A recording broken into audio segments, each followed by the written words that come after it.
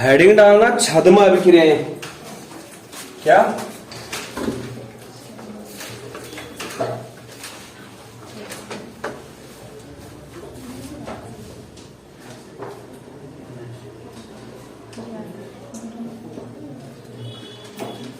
छद्म अभिक्रियाएं।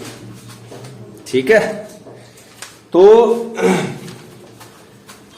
छद्म अभिक्रियाओं में क्या होता है, इंग्लिश में बोलते हैं इसको स्यूडो रिएक्शन। क्या बोलते हैं? स्यूडो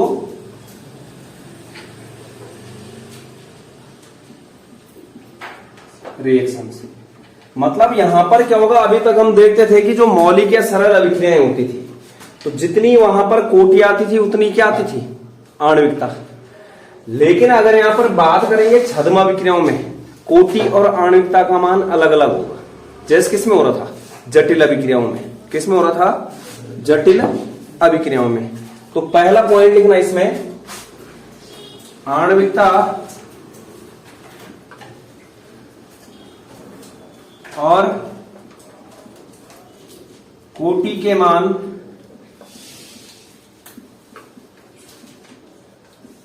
अलग अलग होते हैं, अलग अलग होते हैं। जैसे यहां पर हमारे पास आता है छद्म प्रथम कोटि की अभिक्रिया, छद्म प्रथम कोटि की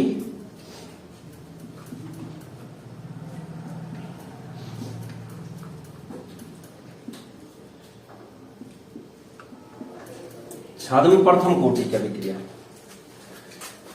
तो यहां पर क्या होगी, जो कोटि होगी वो कुछ होगी और आणविकता क्या होगी, कुछ अलग ही होगी। मतलब छद्म प्रथम कोटि की अभिक्रिया होगी, कौन सी कोटि की अभिक्रिया? ये प्रथम कोटि की, लेकिन जिसकी आणविकता क्या होगी, एक से अधिक। आणविकता 0 तो नहीं हो सकती है। और दूसरी चीज क्या है कि अगर प्रथम कोटि की अभिक्रिया, मतलब कोटि क्या आ गई उसकी, एक। तो यहां पर एक चीज बताओ, तो आणविकता का मान कितना होगा, एक से ज्यादा ही होगा, 0 हो नहीं सकता है। एक यहां पर कोटि आ गई, तो अगर कोटि एक है तो आणविकता क्या नहीं होगी, एक नहीं। तो कहने का मतलब क्या है कि वे प्रथम कोटि की अभिक्रिया है जिनकी आणविकता एक से अधिक होती है। क्या बोला? वे प्रथम कोटि की अभिक्रियाएं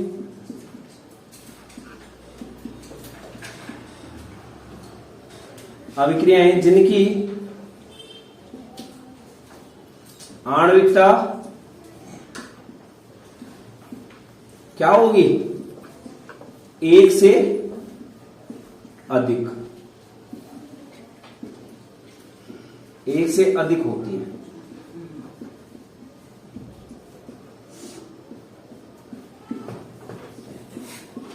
एक से अधिक होती है। ठीक है, तो कोटि कितनी होगी,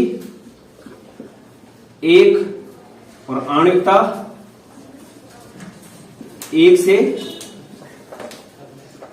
अधिक, एक से अधिक। ठीक है, उन्हें क्या बोला गया, छद्म प्रथम कोटि की अभिक्रियाएं। करो इतना नोट डाउन। इसके बाद लिखो उदाहरण। ठीक है,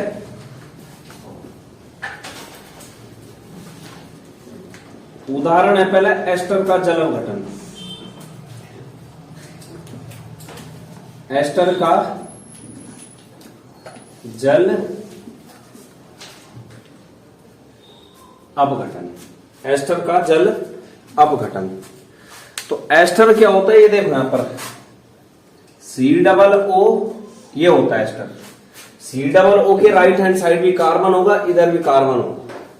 ठीक है, ये है एस्टर। कौन सा है ये? तो जैसे मेरे पास एस्टर है CH3 C+O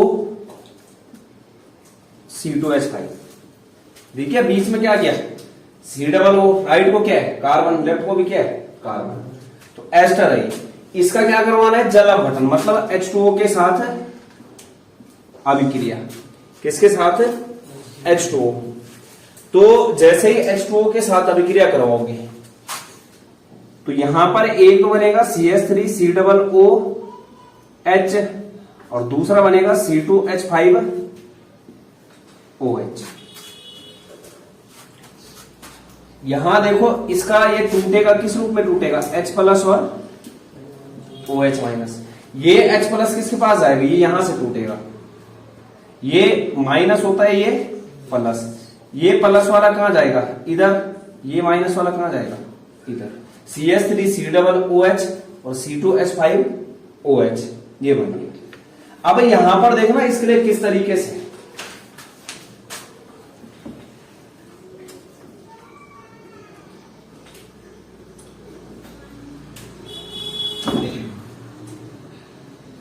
एस्टर का जल अपघटन है।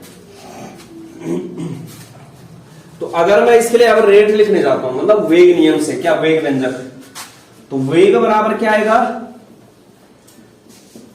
के सांद्रता किसकी, एस्टर की CH3COO2H5, पावर में क्या जाएगा x, और दूसरा क्या आएगा H2O और पावर में क्या आ जाएगा y।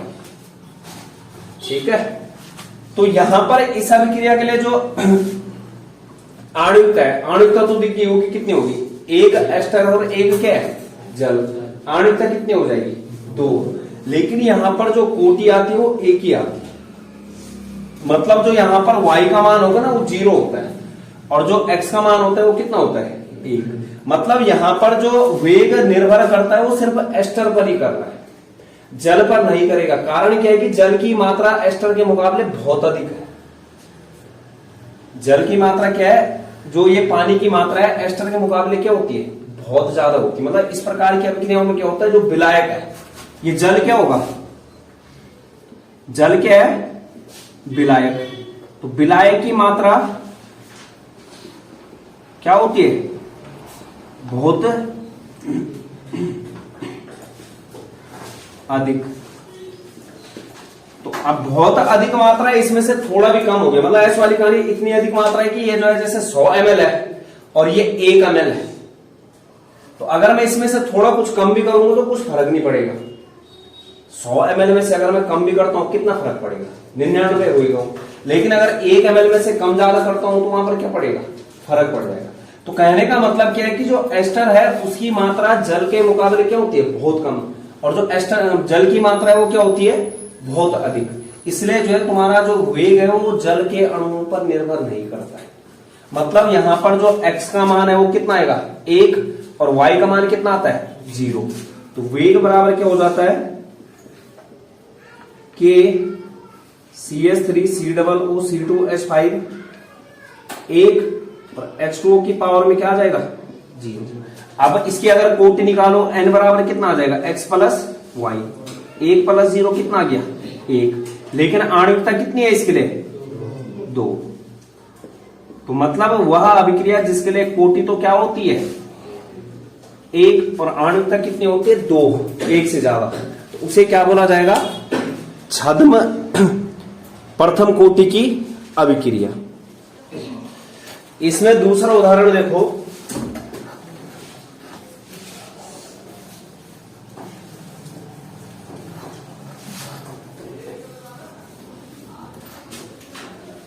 दूसरा उदाहरण है, उदाहरण नंबर 2 है, सुक्रोज या चीनी का प्रतिपन होते हैं इन्वर्जन।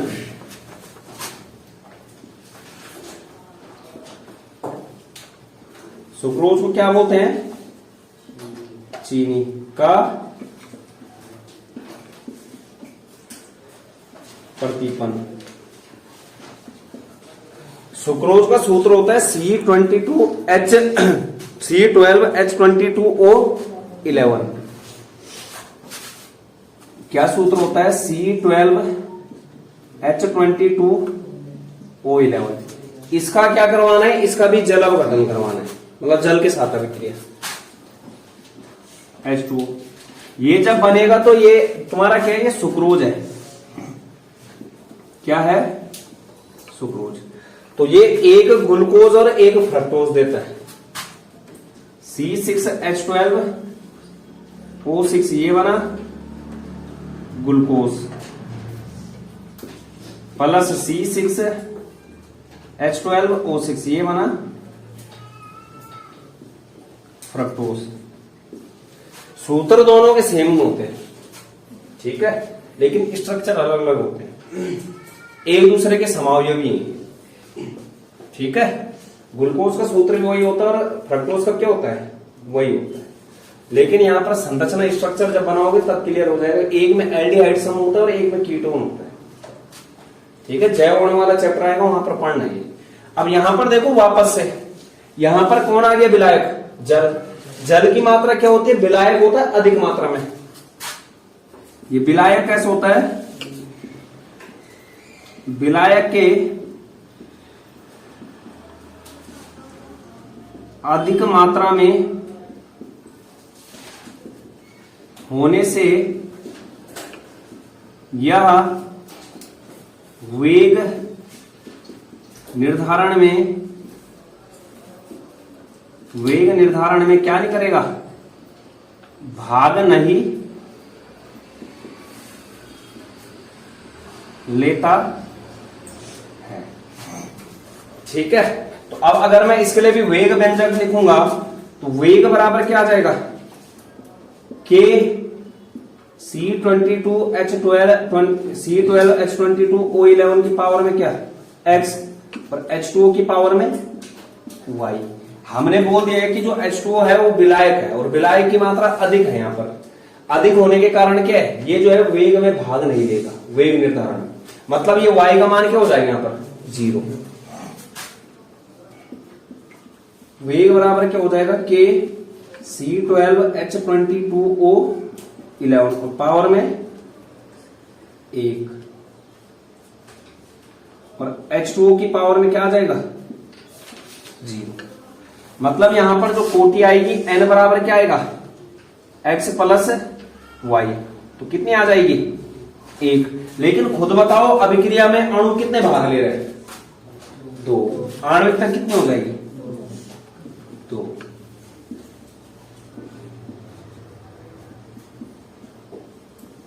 आणविकता कितनी हो जाएगी, 2। इसके बाद हेडिंग डालो आर्हेनियस समीकरण।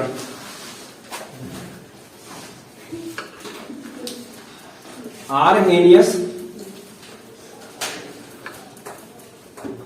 क्या बोला, आर्हेनियस समीकरण।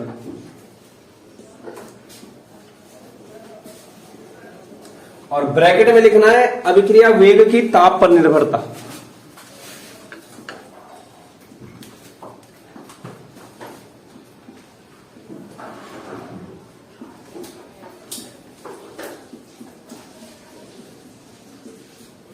वेग की ताप पर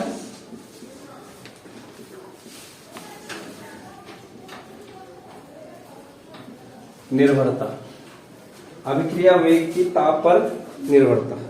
अब अगर थोड़ा बहुत पीछे का याद होगा, जब हम जो है अभिक्रिया की दर या अभिक्रिया के वेग को प्रभावित करने वाले कारक के बारे में पढ़ रहे थे, तो वहां पर क्या आया था, एक प्रभाव आया था, कौन सा, तापमान का प्रभाव। जहां पर मैंने बोला था कि सामान्यतः जब तापमान बढ़ाया जाता है तो अभिक्रिया की गति क्या हो जाती है, बढ़ जाती है। प्रत्येक 10 डिग्री सेंटीग्रेड तापमान बढ़ाने पर जो है अभिक्रिया का वेग क्या हो जाता है, 2 से 3 गुना। और जहां पर हमने क्या पढ़ा था, ताप गुणांक। 35 डिग्री सेंटीग्रेड और 25 डिग्री सेंटीग्रेड के जो वेग नियतांकों का अनुपात था वो बराबर आता था किसके, ताप गुणांक के, मतलब 2 से 3 गुना के। मतलब जो ताप गुणांक की परिभाषा थी वहां पर क्या बोलते थे हम कि 35 डिग्री तथा 25 डिग्री सेंटीग्रेड के वेग नियतांकों का जो अनुपात होता है उसे क्या बोला जाता है, ताप गुणांक। ये हम पीछे बात कर चुके हैं। और प्रत्येक 10 डिग्री तापमान बढ़ाने पर जो अभिक्रिया का वेग है वो कितना हो जाएगा, 2 गुना हो जाएगा। कितना हो जाएगा, 2 गुना। तो कहने मतलब यहाँ पर जो आर्हीनियस समीकरण है वही समीकरण हमें किस चीज के बारे में बताएगा कि अभिक्रिया का वेग जो है वो तापमान पर किस प्रकार निर्भर करता है। पीछे की क्या क्या चीजें, एक तो बोला कि सामान्यतः तापमान बढ़ाओगे तो अभिक्रिया की जो स्पीड होगी वो क्या हो जाएगी, बढ़ जाएगी। दूसरा क्या बोला था, ताप गुणांक आता था वहां पर कि प्रत्येक 10 डिग्री सेंटीग्रेड तापमान बढ़ाने पर जो अभिक्रिया की गति है वो कितना गुना हो जाती है, 2 से 3 गुना। ताप गुणांक की परिभाषा क्या बोलते थे कि 35 डिग्री और 25 डिग्री सेंटीग्रेड तापमान पर जो है वेग नियतांकों का जो क्या होता है वहां पर अनुपात। अरे आया था K35/K25 बराबर इस तरीके से 2 से 3 गुना। तो यहां पर हमने जो ये चीजें हमें पता होनी चाहिए, ठीक है। यहां पर हमने देखना है आर्हीनियस समीकरण। तो यहां पर देखो समीकरण होता है K बराबर, ठीक है, ए ई की power minus E A upon R के, ये समीकरण आता है। कौन सा समीकरण है, के बराबर ए ई की power minus E A upon R T, जहां पर के क्या है, क्या है के, वेग स्थिरांक। क्या है कि वेग स्थिरांक। जो ए है, जो ए है वो क्या है, आर्हीनियस स्थिरांक। आर्हीनियस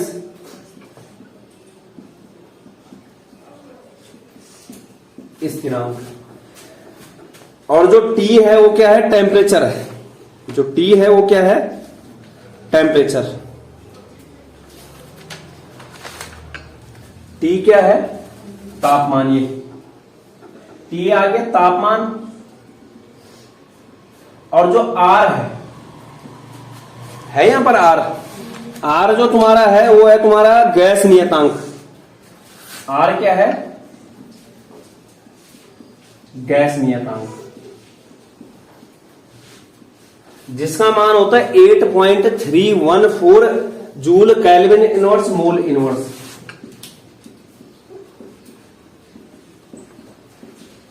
मोल इनवर्स, ठीक है। तो ये है।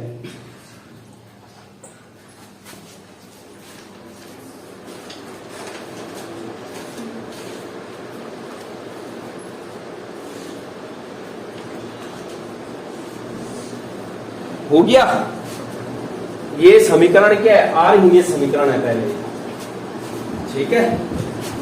ये नोट करो। अब देखो इस समीकरण में क्या करना है, दोनों ओर जो है नेचुरल लॉग लेना है। जो पहला समीकरण है हमारे पास, इसमें क्या करना है, नेचुरल लॉग, प्राकृतिक लघु गुणक बोलते हैं उसको।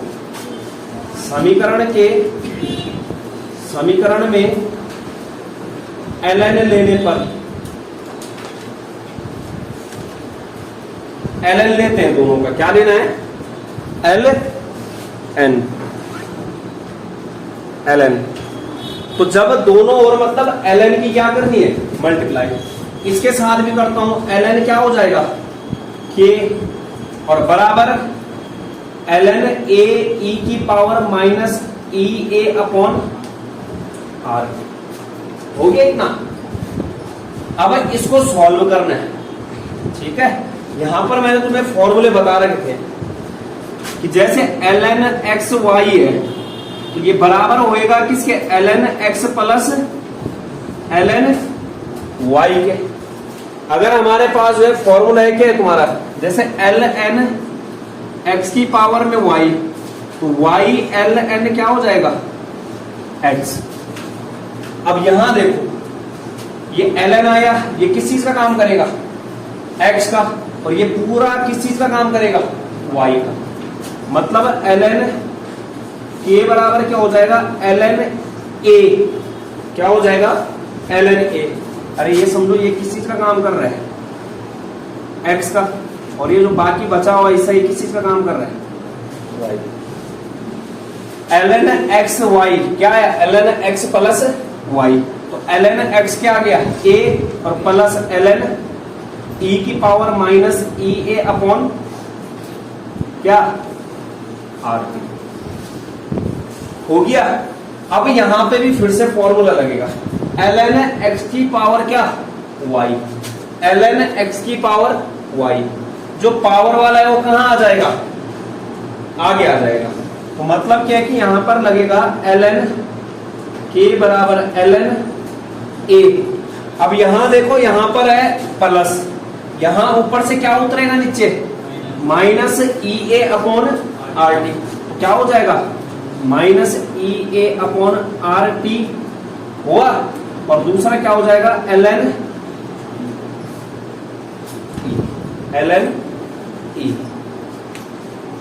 ln e। और जो ln e का मान होता है वो होता है 1। ln e का मान क्या होता है, 1। तो रख लो, ln k बराबर ln a minus E A upon क्या हो जाएगा, आर टी। और गुणा में क्या कर दूंगा, 1। इसके साथ 1 की गुणा होगी, क्या हो जाएगा, यही हो जाएगा। क्या हो जाएगा, सेम आ जाएगा। ये आया।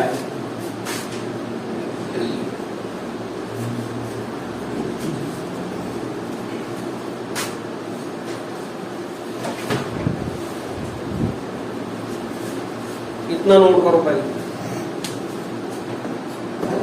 इतना हो गया। इसके बाद देखो, इसके बाद देखना, यहां पर इस समीकरण को हम y is equal to M X plus C के रूप में लिखते हैं, जो किसका समीकरण होता है, सरल रेखा। तो जब मैं इसको लिखूंगा तो minus E A upon R T को आगे लिख लो, और जो तुम्हारा ln है उसको, मतलब इनको एक्सचेंज कर लो।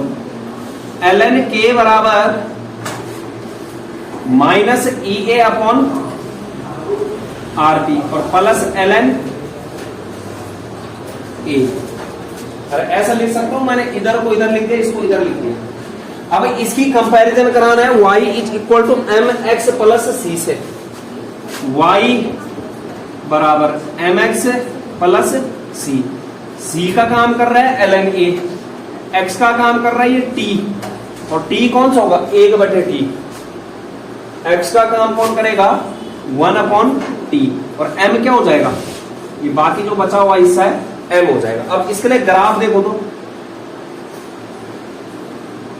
y एक्सिस है और x है। x में क्या आया है, 1/t आया है, 1/t। y में क्या आया है, ln k। जो यहां पर ग्राफ आता है, यहां पर कौन सा साइन आ रखा है, माइनस, मतलब कौन सी ढाल वाला होगा, ऋणात्मक। ग्राफ कुछ इस तरीके से, ठीक है। और ये जो ग्राफ आएगा, स्लोप आएगा, प्रवणता आएगी, ढाल आएगी, किसके बराबर आएगी, minus E A upon R. और यहां पर कौन सा पॉइंट होगा, सी, ln ए।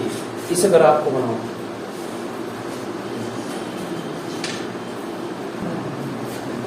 तो ये हुआ। इसके बाद देखो, ये तो था अगर एक ही टेम्परेचर पर बात हो रही है। अब यहां पर अगर अलग अलग तापमान है, जैसे एक टेम्परेचर है T1 और दूसरा टेम्परेचर है T2, यहां पर किस तापमान के लिए आया, ये T टेम्परेचर के लिए। मैंने क्या बोला, अब अलग अलग तापमान पर देखना है।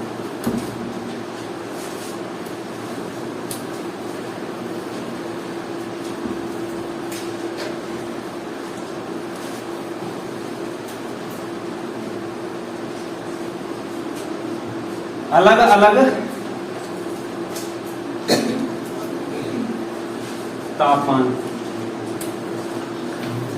तापमानों के लिए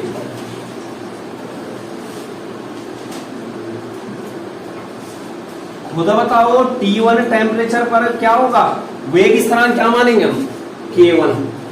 T1 पर वेग नियतांक कितना, K1 आएगा।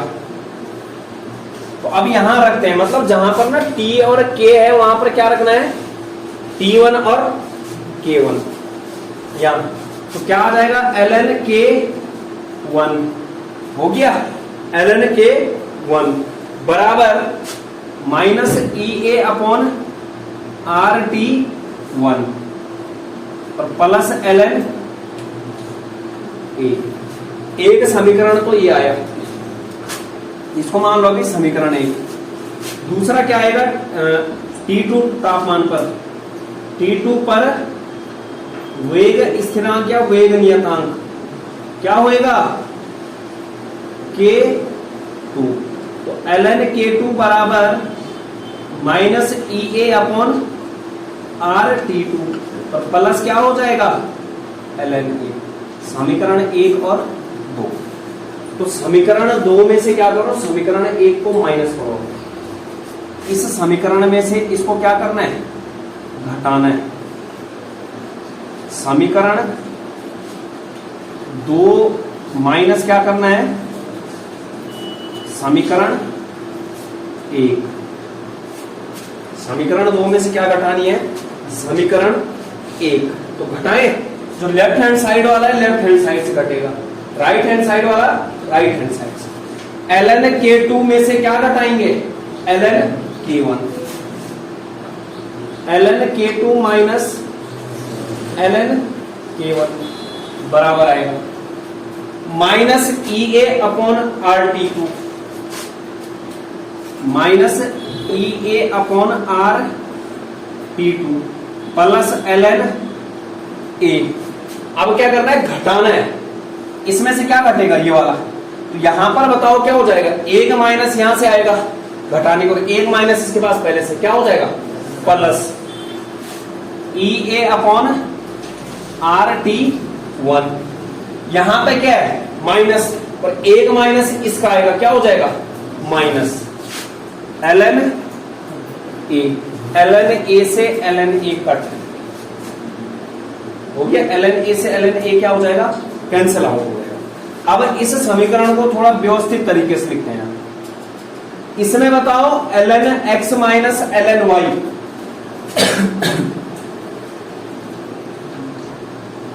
ln y बराबर क्या होता है, ln x बटे y। x का काम कौन कर रहा है, K2, y का काम कौन कर रहा है, K1। तो क्या हो जाएगा, ln K2 बटे K1 और बराबर में माइनस EA। यहां देखो अब कॉमन लेना है, इस वाले स्टेप पर नजर मारो और इस वाले स्टेप पर नजर मारो, इन दोनों में कॉमन क्या है, EA अपॉन R। तो बाहर ले रहा हूं मैं, क्या ले रहा हूं, EA अपॉन R, और अंदर देखो क्या बच जाएगा, माइनस 1 अपॉन T2 और इधर क्या आएगा, प्लस 1 अपॉन T1। हो गया। इसको मैं ऐसे भी लिख सकता हूं, माइनस वाले को आगे लिख देता हूं और प्लस वाले को क्या कर देता हूं इधर, मतलब इसको ऐसे लिख लेता हूं, T1 माइनस T2, वही चीज है वो, 1 upon T1 minus 1 upon T2। इतना हो गया। इसके बाद देखो हमें पता है कि ln बराबर क्या होता है, लॉग ln बराबर होता है 2.303 और लॉग बेस 10 क्या, जो आगे होगा, मतलब ln की जगह पे क्या रख दूंगा मैं, 2.303 लॉग बेस 10। तो ये सॉल्व करके आएगा आगे 2.303 लॉग बेस 10, तो K2 अपॉन क्या आ जाएगा, K1, और इधर बराबर क्या आ जाएगा, EA upon R, 1 upon T1 minus 1 upon क्या, T2। अब ये 2.303 कहां ले जाऊंगा, इसके बटे में। जैसे ही इसके बटे पे जाएगा, ये वाला कहां जाएगा, बटे में, log base 10 K2 upon K1 बराबर EA अपॉन 2.303 इंटू R और 1 अपॉन T1 माइनस 1 अपॉन क्या हो जाएगा, T। ये अलग अलग तापमानों के लिए जो है वेग नियतांक।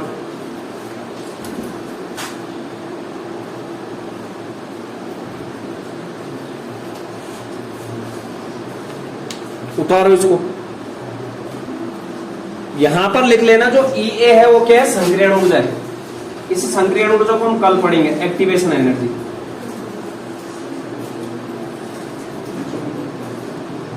अभी संक्रियण ऊर्जा ऐसे समझो कि अभिक्रिया को करवाने के लिए जो न्यूनतम ऊर्जा चाहिए होती है, ठीक है, अभिक्रिया को कराने के लिए अभिकारकों के पास क्या चाहिए होती है, जो कम से कम ऊर्जा, उसको क्या बोला जाता है, संक्रियण ऊर्जा।